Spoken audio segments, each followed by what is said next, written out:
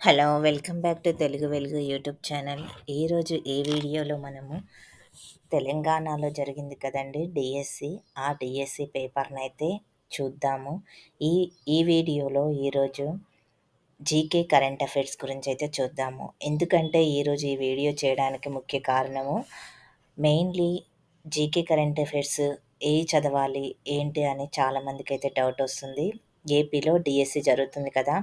AP వాళ్ళు ఎలాంటి topics మీద ఎక్కువ కాన్సంట్రేషన్ చేయాలి అనే దాని గురించైతే ఇది రీసెంట్‌గా జరిగింది కదండీ! ఆగస్టులో జరిగింది. అందుకని ఆ పేపర్ చూస్తే మనకి ఎంతవరకు కరెంట్ అఫైర్స్, ఎలాంటి బిట్లు అడుగుతున్నారు, వేటి మీద ఎక్కువగా ఫోకస్ చేశాడు ఎగ్జామినరు అనే దాని గురించి తెలుస్తుందనే ఉద్దేశంతోటైతే ఈ పేపర్ అయితే నేను ఈరోజు మీ ముందుకు తీసుకురావడం అయితే జరిగింది. ఇప్పుడైతే వీడియోలోకైతే వెళ్ళిపోదాము. స్కిప్ చేయకుండా వీడియో మొత్తాన్నయితే చూడండి. ఎందుకంటే ఈ పేపర్ చేయడం వలన ఇప్పుడు మీరు ప్రిపరేషన్ స్టార్ట్ చేసినా కానీ మీరు జీకే కరెంట్ అఫైర్స్ చదివేటప్పుడు ఎలాంటి బిట్స్ ఎక్కువగా ఫోకస్ చేస్తున్నారనే విషయం అయితే మనకి తెలుస్తుంది. ఫస్ట్ టైం మా ఛానల్ చూస్తున్నట్లయితే సబ్స్క్రైబ్ చేసుకోండి. బెల్ ఐకాన్ అయితే క్లిక్ చేసి పెట్టుకుంటే మేము ఇలా పెట్టే ప్రతి వీడియో మీకు నోటిఫికేషన్ రూపంలో వస్తుందండి. వీడియో చూసిన తర్వాత మీరైతే లైక్ అయితే చేయండి. ఇప్పుడు వీడియోలోకి అయితే వెళ్ళిపోదామండి. ఇప్పుడు మనకి జీకే కరెంట్ అఫైర్స్ మనకి 20 బిట్స్ అయితే వస్తాయండి. 20 బిట్స్ మనకి ఇప్పుడైతే చూద్దాము. 20 బిట్స్ ఏంటనేది ఇంగ్లీష్‌లో, తెలుగులో 2 లాంగ్వేజెస్‌లో అయితే ఉందండి ఇది. ఈ 2 లాంగ్వేజెస్‌లో ఉంది కాబట్టి ఇంగ్లీష్ వాళ్ళు ఇంగ్లీష్ చదవండి. తెలుగు వాళ్ళు తెలుగు. నేనైతే తెలుగులో అయితే మీకు ఎక్స్‌ప్లెయిన్ చేస్తాను. ఇంగ్లీష్ వాళ్ళు ఇంగ్లీష్ చదువుకొని అయితే మీరైతే క్వెషన్స్‌కి అయితే ఆన్సర్ అయితే చేయండి. చాలామంది ఇంగ్లీష్‌లో కూడా పెట్టమని చెప్పి అడిగారు నన్ని. ఇంగ్లీషు, తెలుగు ఉన్న వీడియోస్ అయితే నేను పెడతానండి. ఇద్దరికి యూజ్ అవుతాయి కదా!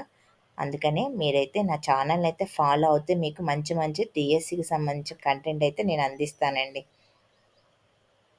క్రింది వానిలో ఏవి గొప్ప సర్కిల్లు? ఏ సర్కిల్స్ అని అడుగుతున్నారు. ఫస్ట్ ఆప్షన్ భూమధ్య రేఖ, సెకండ్ ఆప్షన్ కర్కట రేఖ, థర్డ్ ఆప్షన్ అంతర్జాతీయ దినరేఖ.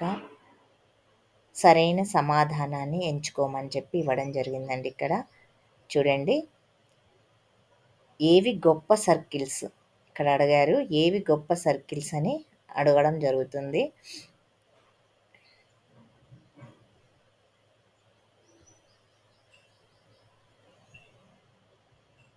చూడండి.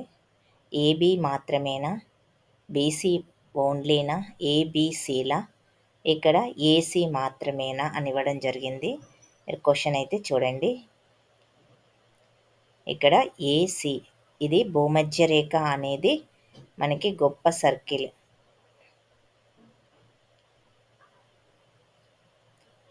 ఇంకా అంతర్జాతీయ దినరేఖ. ఇవి 2 అనేటివి మనకు రైట్ ఆన్సర్స్ అండి.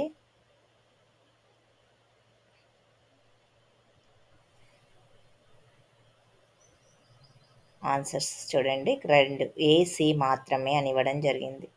సెకండ్‌ది అయితే చూద్దామండి. భారత రాజ్యాంగంలోని ఏ భాగాన్ని రాజ్యాంగ మ్యాగ్నా కార్టాగా పరిగణిస్తారు? మనకిక్కడ మ్యాగ్నా కార్టా అని ఇవ్వడం అయితే జరిగింది. క్వశ్చన్ అయితే చూడండి. మ్యాగ్నా కార్టాగా ఇవ్వడం జరిగింది. First option 1, second option 2, third option Roman numbers ఇచ్చారండి 3, ఫోర్త్ ఆప్షన్ 4. ఏ భాగాన్ని రాజ్యాంగ మ్యాగ్నా కార్టాగా పిలవడం జరిగింది? రాజ్యాంగం గురించి, ఆర్టికల్స్ గురించి అయితే దీంట్లో అడిగారు. మీరు ఆర్టికల్ చాప్టర్స్ని అయితే ఫోకస్ అయితే ఎక్కువ చేయాలి. థర్డ్ భాగాన్ని, 3వ భాగాన్ని రాజ్యాంగ మ్యాగ్నా కార్టాగా పరిగణిస్తారంట. క్రింది వాటిలో తెలంగాణలో హైదరాబాదు తర్వాత అత్యధిక రాష్ట్ర శాసన సభ నియోజకవర్గాలను కలిగి ఉన్న జిల్లా? ఇక్కడ చూడండి. హైదరాబాదు తర్వాత తెలంగాణలో ఇప్పుడు ఇక్కడ తెలంగాణ గురించి అయితే తెలంగాణ పేపర్ కాబట్టి తెలంగాణ అడిగారండి. మన ఏపీలో అత్యధిక రాష్ట్ర శాసనసభ నియోజకవర్గాలు కలిగిన జిల్లా ఏది అని కూడా అడగొచ్చు. ఇదైతే ఇప్పుడు రీసెంట్‌గా మనకి ఎలక్షన్స్ జరిగాయి గాబట్టి, దీని గురించి గూడా మనకి బిట్ అయితే వచ్చే ఛాన్సెస్ ఉందండి. అప్పుడు కూడా ఎందుకంటే, ఈ తెలంగాణలో అప్పుడు మనకి ఎలక్షన్స్ జరిగాయి గాబట్టి, ఆ ఎలక్షన్స్ మీదనే బిట్ అయితే ఇచ్చారు. రీసెంట్‌గా ఏవైతే మనకి జరిగాయో ఎలక్షన్స్ కానీ, స్పోర్ట్స్ కానీ, ఇంకా ఏవన్నా స్కీమ్స్ కానీ, ఇలాంటి బిట్స్ మీదయితే మీరెక్కువగా ఫోకస్ అయితే చేయండి. చూద్దామండి. తెలంగాణలో హైదరాబాద్ తర్వాత అత్యధికంగా శాసనసభ నియోజకవర్గాలను కలిగి ఉన్న జిల్లా రంగారెడ్డి, మెదక్, ఆదిలాబాద్, వరంగల్ అని ఇవ్వడం జరిగింది. ఇప్పుడైతే ఈ ఆన్సర్ అయితే రంగారెడ్డి అనేదైతే రైట్ ఆన్సర్ అంటండి. రంగారెడ్డి అనేది రైట్ ఆన్సర్.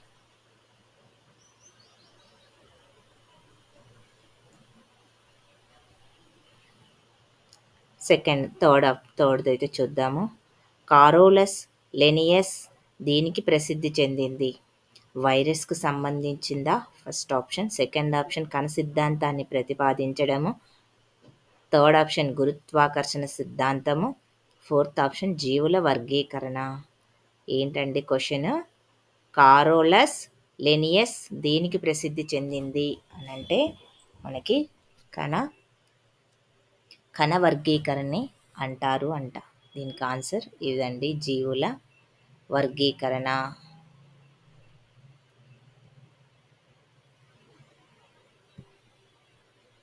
జీవుల వర్గీకరణ.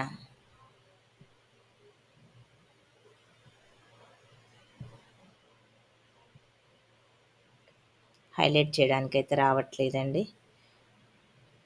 2024లో ప్యారిస్‌లో జరిగే వేసవి ఒలింపిక్‌లో పాల్గొనేందుకు ఐఓసీ ఆమోదించిన క్రీడల సంఖ్య. First option 32, second option 31, third option 30, fourth option 29.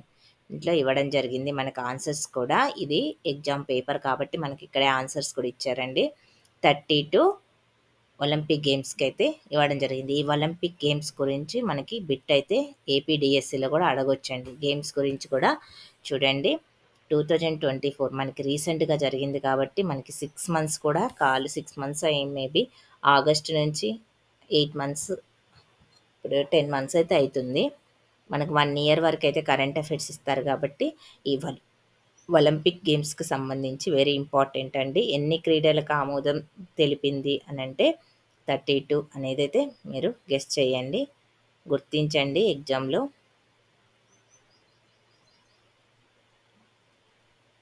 Next, badminton గేమ్‌లో గెలవడానికి 21 పాయింట్లు ఉంటాయి. ఒక్కొక్కరు 20, 20తో టై అయినప్పుడు వరుసగా 2 పాయింట్లు సాధించిన ఆటగాడు గెలుస్తాడు. అయితే స్కోరింగ్ ఎన్ని పాయింట్లకు పరిమితం చేయబడింది?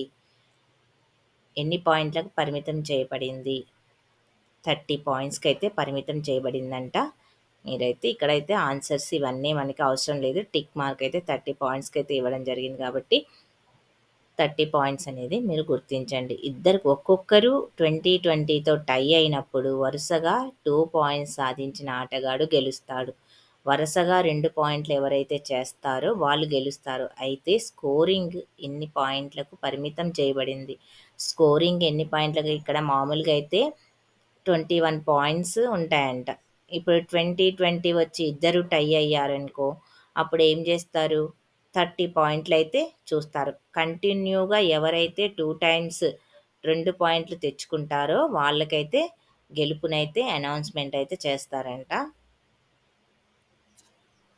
నెక్స్ట్, 2017లో భారతదేశం నిర్వహించిన మొదటి ఎఫ్ఐఎఫ్ఏ ఈవెంట్ ఏంటి? ఎఫ్ఐఎఫ్ఏ ఈవెంట్ అబ్రివేషన్స్ కూడా అడుగుతారండి. ఇప్పుడు చూడండి, మనం అనుకున్నాం గానీ 2017 బిట్ అయితే ఇచ్చారు చూడండి. U20 ప్రపంచ కప్, U70 మహిళా ప్రపంచ కప్, U70 ప్రపంచ కప్. ప్రపంచ కప్‌ని 2017 భారతదేశము నిర్వహించిన మొదటి ఎఫ్ఐఎఫ్ ఈవెంట్ ఏంటంటే U17 ప్రపంచ కప్. ద ప్రెజెంట్ బిమ్‌స్టెక్ సముదాయం యొక్క ప్రస్తుత సెక్రటరీ జనరల్ ఎవరు అని అడుగుతున్నా. బిమ్‌స్టెక్‌కి ఇప్పుడు మనకి కొన్ని దేశాలు కూడా ఇప్పుడు దక్షిణాఫ్రికానైతే యాడ్ చేయడం అయితే జరిగిందండి. మీరు ఈ ఎన్ని దేశాలున్నాయనేది మీరు గుర్తించండి. ఇదైతే ఈ బిమ్‌స్టిక్ గురించి, సార్క్ గురించి ఇంకా కొన్ని మనకు G20, G7 ఇవున్నాయి గదా! ఈ సమావేశాలు ఎక్కడ జరిగాయి? ఈ G20లో ఎన్ని దేశాలు భాగస్వామ్యం ఉన్నాయి? అనేటివైతే అడుగుతాడు. వీటి మీదైతే ఎప్పుడు స్థాపించారు? ఈ 2024లో ఎక్కడ సమావేశమైంది? ఆ థీమ్ ఏంటి? అని అడుగుతుంటారు. మీరు ఒకటి G20 గురించి నేర్చుకోవాలంటే ఫస్ట్ G20 ఎప్పుడు స్థాపించారు? ఇప్పుడు ప్రెజెంట్ దాంట్లో ఉన్న ఫస్ట్‌లో ఉన్న సభ్య దేశాలెన్ని, ఇప్పుడు ప్రెజెంట్‌గా ఎన్ని సభ్య దేశాలైతే ఉన్నాయి దాంట్లో, ఇప్పుడు రీసెంట్‌గా ఎక్కడ జరుగుతుంది, నెక్స్ట్ ఇయర్ గూడా ఎక్కడ జరుగుతుంది అనేది గూడా అడుగుతారు. నెక్స్ట్ ఇయర్ గూడా ఎక్కడ జరుగుతుందని అడుగుతారు. రీసెంట్‌గా ఏ దేశాలు మన దాంట్లో సభ్యత్వం పొందాయి. ఇలాంటి క్వెషన్స్ మీద ఒక టాపిక్ తీసుకుని ఈ బ్రిమ్‌స్టిక్ గూడా అంతే అండి. మీరు అలా ఫోకస్ చేస్తేనే మీరు ఈ కరెంట్ అఫైర్స్‌లో అయితే మనం ఎక్కువ మార్క్స్ అయితే స్కోర్ చేయగలుగుతాం. కంటెంట్, మెథడాలజీ అందరూ చదువుతారండి.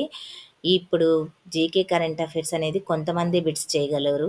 ఇప్పుడు దీంట్లోనే మీరు స్కోర్ ఎక్కువ చేసుకున్నారంటే మీకు ర్యాంక్ కూడా మంచిగా అయితే వస్తది. చూడండి, భారతదేశానికి చెందిన ఇందిరామణి పాండే సెక్రటరీ జనరల్ ఎవరంటే భారతదేశానికి చెందిన ఇందిరామణి పాండేని సెలెక్ట్ అయితే చేయడం జరిగిందంట. మన ప్రస్తుతం సెక్రటరీ జనరల్ ఇదైతే నోట్ చేసి పెట్టుకోండి. మీరు మళ్ళీ రివిజన్ చేసేటప్పుడు మీకు ఈజీగా ఉంటది. ఇలానే ఉంటాయండి బిట్స్ కూడా.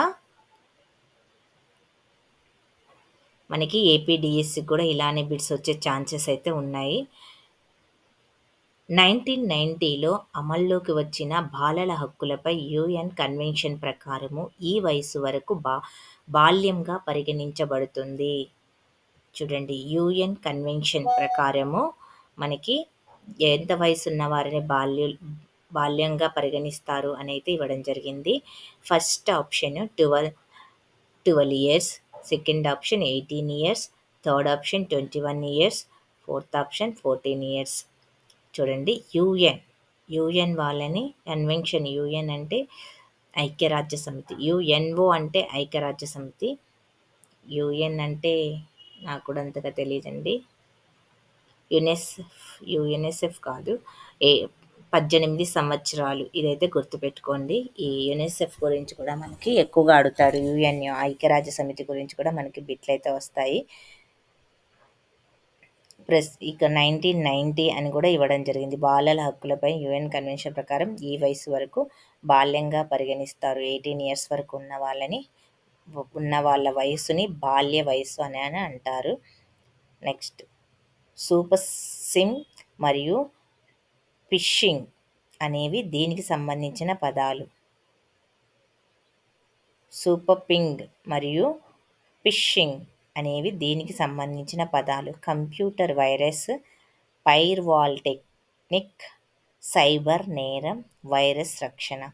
ఇదైతే సైబర్ నేరం అనేది ఆన్సర్ ఏంటండి. ఈ పదాలు చూడండి కొంచెం డిఫరెంట్గా ఉన్నాయి. ఎప్పుడు వినినట్టయితే మనకు అనిపించట్లేదు. కంప్యూటర్ నుంచి కూడా అడిగారు సంబంధించిన పదాలు. సైబర్ నేరం, వినగలిగిన డైలాగులతో కూడిన తెలుగు సినిమా భక్త ప్రహ్లాద దర్శకుడు ఎవరు అని అడిగాడు. వినగలిగిన డైలాగులతో కూడిన తొలి తెలుగు సినిమా భక్త ప్రహ్లాద దర్శకుడు ఎవరు? హెచ్ఎం రెడ్డి అంట దీనికి ఆన్సరు. క్రింది వానిలో మౌంట్ అబూలో దేవాలయాలు నిర్మించిన రాజు ఎవరు? మౌంట్ అబూలో దేవాలయాలు నిర్మించిన రాజు ఎవరు? సోలంకి రాజు అంట. సోలంకి రాజు మనకు అక్కడైతే దేవాలయాలైతే నిర్మించారంట. దేవాలయాలైతే నిర్మించడంతో జరిగింది. నెక్స్ట్ చూడండి,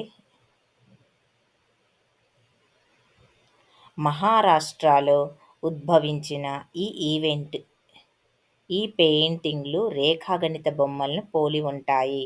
మహారాష్ట్రలో ఉద్భవించిన ఈ పెయింటింగ్లు రేఖాగణిత బొమ్మలను పోలి ఉంటాయంట. మహారాష్ట్రలో ఏవి ఉన్నాయండి మనకి ఎక్కువగా?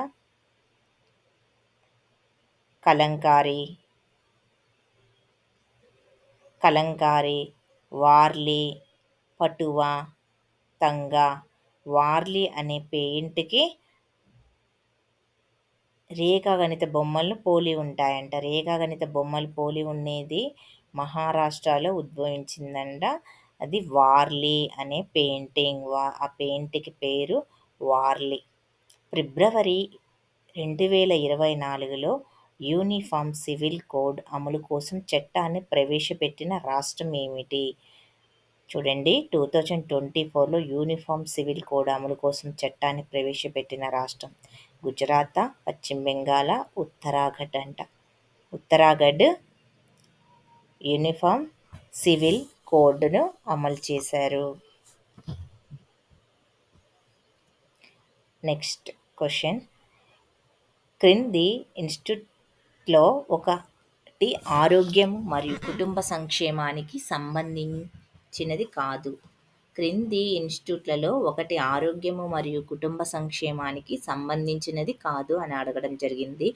నేషనల్ ఇన్స్టిట్యూట్ ఆఫ్ సిద్ధ Chaitanya, Morarji Desai national institute of yoga, national test house Kolkata, national institute of naturopathy Pune. ఈ ఇన్స్టిట్యూట్స్ ఎక్కడెక్కడ ఉన్నాయనేది కూడా మీరు గుర్తించండి. ఇక్కడ కాదు అని అడిగారు కాబట్టి ఆరోగ్యానికి కుటుంబ సంక్షేమానికి ఉన్న ఇన్స్టిట్యూట్లు ఏంటి అంటే నేషనల్ ఇన్స్టిట్యూట్ ఆఫ్ సిద్ధ అనేది చెన్నైలో అయితే ఉండడం జరిగింది. Morarji Desai national institute of యోగాకు సంబంధించింది న్యూఢిల్లీలో ఉంది.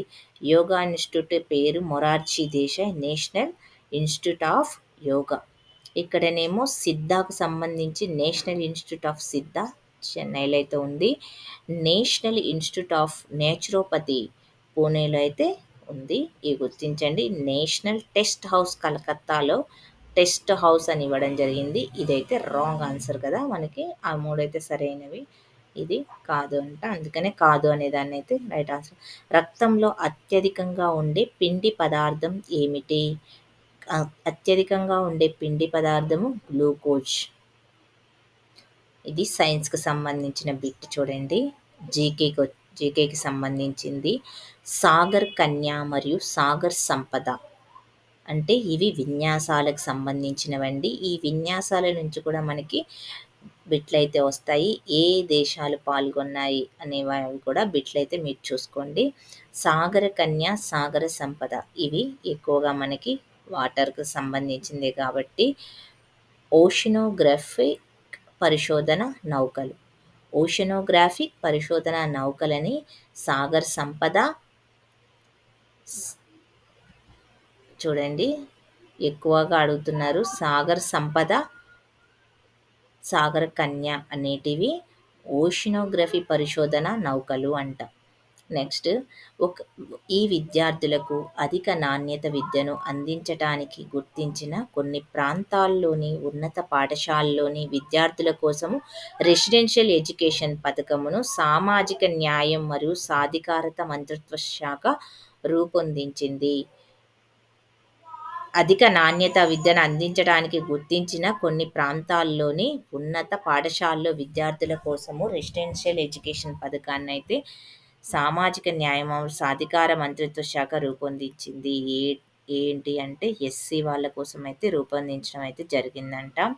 క్రయోజెనిటిక్ అనేది ఈ ఉష్ణోగ్రత వద్ద భౌతిక వస్తువుల అధ్యయనం.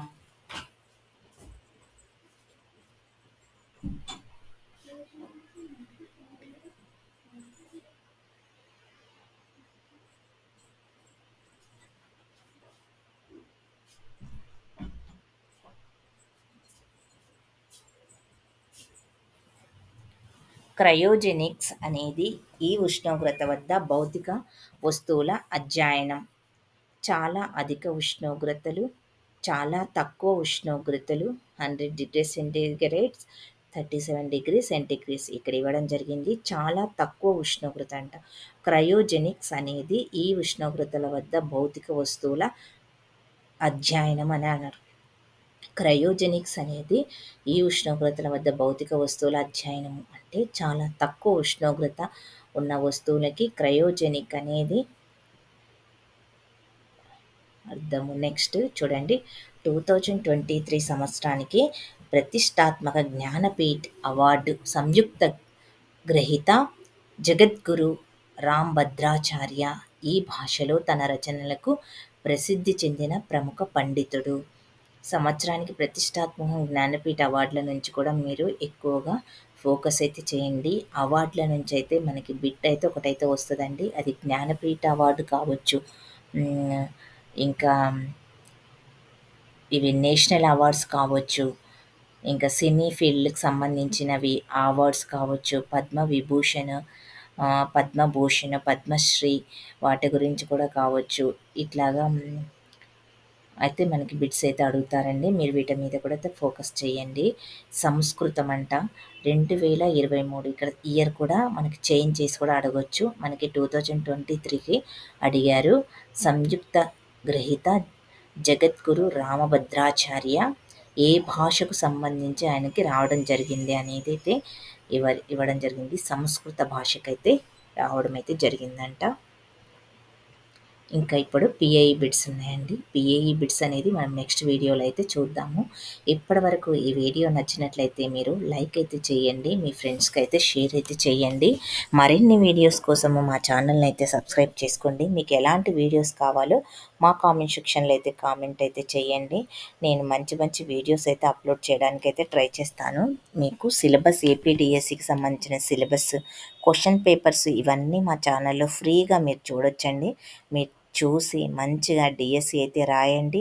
మీరు విజయాన్ని అయితే సాధించాలి. మీకు ఏదైనా థాట్ వచ్చి మీరు ఎలాంటి వీడియోస్ చేయాలి అని అనుకుంటున్నారు, మా నుంచి ఎలాంటి వీడియోస్ మీరు కావాలనుకుంటున్నారు, మాకైతే కామెంట్ సెక్షన్లో కామెంట్ చేస్తే మేము అలాంటి వీడియోస్ అయితే అప్లోడ్ చేయడానికి అయితే ట్రై చేస్తాను. ఈ వీడియో మీకైతే రేపు ఏపీలో జీకే కరెంట్ అఫైర్స్ ఎలా చదవాలి అనేది ఒక అనాలిసిస్ అయితే వచ్చిందని నేను అనుకుంటున్నాను.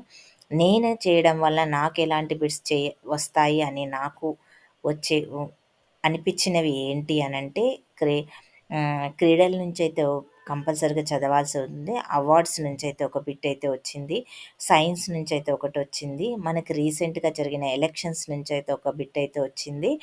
ఇట్లాగా నాకైతే కొంచెం వాటి మీద ఎక్కువగా ఫోకస్ చేయాలి అని నాకు అనిపించింది. ఇక్కడ మళ్ళీ ఒలింపిక్ గేమ్స్ గురించి కూడా ఇవ్వడం అయితే జరిగింది కాబట్టి నేనైతే వాటి మీద ఎక్కువగా ఫోకస్ చేయాలని నేను అనుకుంటున్నానండి. మీకు ఈ వీడియో నచ్చితే లైక్ అయితే చేయండి. లైక్ చేసి మీ ఫ్రెండ్స్కి అయితే షేర్ చేయండి. మరిన్ని వీడియోస్ కోసం మా ఛానల్ని అయితే ఫాలో అవ్వండి. ఫస్ట్ టైం చూస్తున్న వాళ్ళైతే సబ్స్క్రైబ్ అయితే చేసుకోండి. థ్యాంక్ యూ అండి. నేను మళ్ళీ నెక్స్ట్ వీడియోలో అయితే కలుసుకుందాం.